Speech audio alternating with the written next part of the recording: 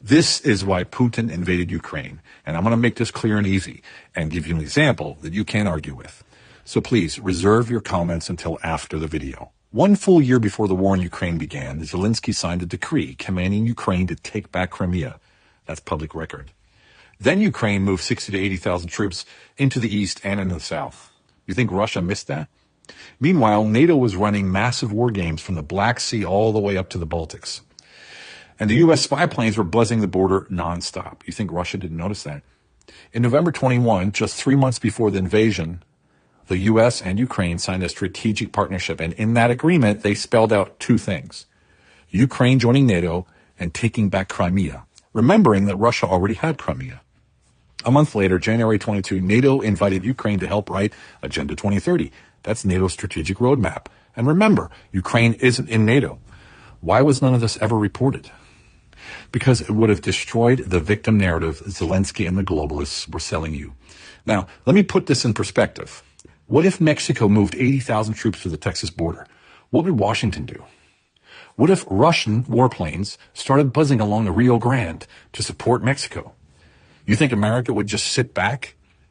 Or if the old Warsaw Pact invited Mexico in and even let them help write its strategy paper for 2030 with the stated goal of taking back Texas, do you think Washington would react? And if that wasn't enough, imagine Russian and Mexican intelligence launched an operation. Let's call it Operation Tequila, setting up 12 secret spy bases along the Mexican border with Texas. You think the U.S. would just shrug?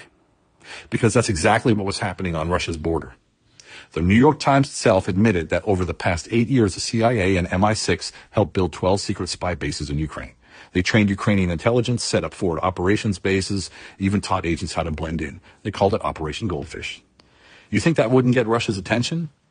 Well, all this is what Russia saw happening on its border, and they acted like America would have, and how America acted during the Cuban Missile Crisis, by the way. These aren't internet rumors. These are facts.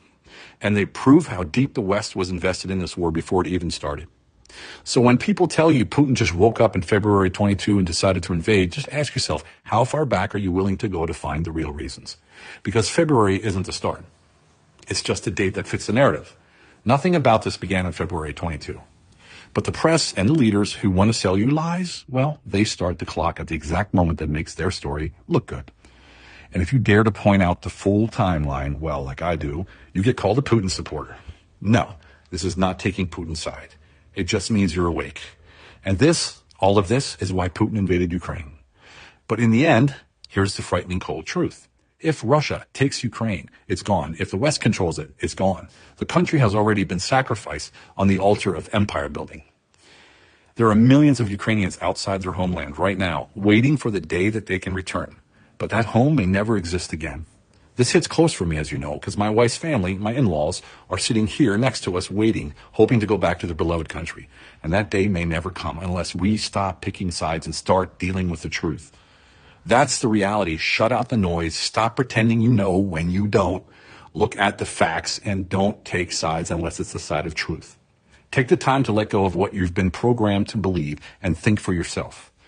Join me on Patreon for more of this.